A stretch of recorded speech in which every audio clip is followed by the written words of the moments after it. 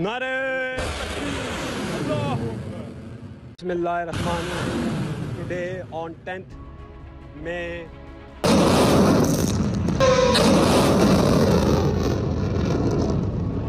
Saudi আরব এখন আগুন হয়ে গেছে। আবু উবাইদার মৃত্যুতে এখন একের পর এক হামলা চালাচ্ছে সৌদি আরব। আর সৌদি আরবের সঙ্গে যোগ দিয়েছেন ইয়েমেন আর হামাস।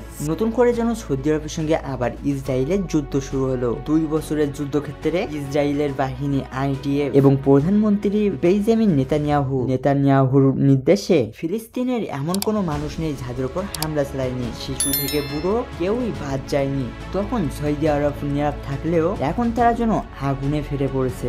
সাময়িক সময়ে গ্রেটার ইসরায়েল প্ল্যান সামনে আসার পর থেকেই সৌদি আরবের অবস্থান পুরোপুরি বদলে গেছে। সৌদি আরব যুদ্ধ ঘোষণার পর থেকে সৌদি আরবের হামলায় তেমন কোনো ক্ষতি হয়নি ইসরায়েলদের, কিন্তু মোড় ঘুরে গেল গতকাল রাতে। ইয়েমেন থেকে সৌদি আরবে ইসরায়েল নিক্ষেপ করেন সেই মিসাইল সরাসরি ইসরায়েলের বুকে আঘাত আনে। ইসরায়েলের প্রতিরক্ষা বাহিনী IDF এর প্রধান স্পষ্ট করে জানিয়ে দিয়েছেন, আমরা আবু উবাইদাকে ধ্বংস করেছি, এবার ইয়াহিয়া সারি তোমার পালা। তুমি প্রথম দিন থেকেই আমাদের উপর হামলা চালিয়ে যাচ্ছ, আর এখন সৌদি আরব তোমাকে শান্ত করতেছে, সতর্ক করতেছি তোমরা আমার বিপক্ষে গেছো, তোমরা আমাদের বিপক্ষে গেছো।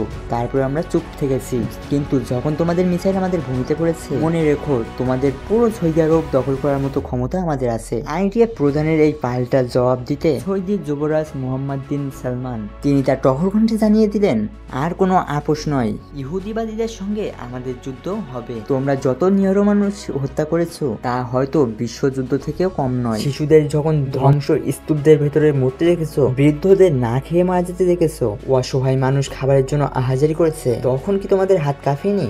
তাহলে তোমরা কিভাবে ভেবেছো আমরা হামলা করব না? এবার আমরা একজোট। এই ঘোষণার পরের পরিস্থিতি আরো জটিল করলেন সাবেক প্রধানমন্ত্রী ডোনাল্ড ট্রাম্প। ইসরায়েলকে উদ্দেশ্য করে তারা বললেন, আমি যুদ্ধবিরতির আহ্বান জানালেও কেউ তোমরা মানছো না। ইয়েমেন, সৌদি আরব ও ইরান যৌথভাবে বড় ধরনের প্রস্তুতি নিচ্ছে। তাদের আঘাত কি তোমরা নিতে পারবে? হামলা বন্ধ করো, মানুষদের শান্তিতে বাঁচতে দাও, কারণ আমি যদি প্রতিক্রিয়া জানাই তাহলে তোমরা কেউই শান্তিতে থাকতে পারবে না। মধ্যপ্রাচ্যের এই কঠিন সংবাদ এখন শুধু ইসরায়েল নয়, পুরো বিশ্বের জন্য আতঙ্ক বার্তা বয়ে আনছে। সৌদি আরব, ইয়েমেন ও হামাস একত্রিত হওয়ার ফলে যুদ্ধ পরিস্থিতি আরো বিস্ফোরক হয়ে উঠছে, আর বিশ্ব শক্তিগুলো এবার সংকটের মুখে। তো এবার বলুন, এই ডোনাল্ড ট্রাম্প, নেতানিয়াহু এবং সৌদির প্রিন্স এদের বক্তব্য শুনে আপনাদের কি মনে হচ্ছে? অবশ্যই কমেন্টে বলবেন এবং এই চ্যানেলটি সাবস্ক্রাইব করে রাখবেন। এমনই সব খবর কিন্তু এই চ্যানেলে দ্রুত দেওয়া হয়, তো অবশ্যই সাবস্ক্রাইব করে রাখবেন, তাহলে আপনারাও জানতে পারবেন।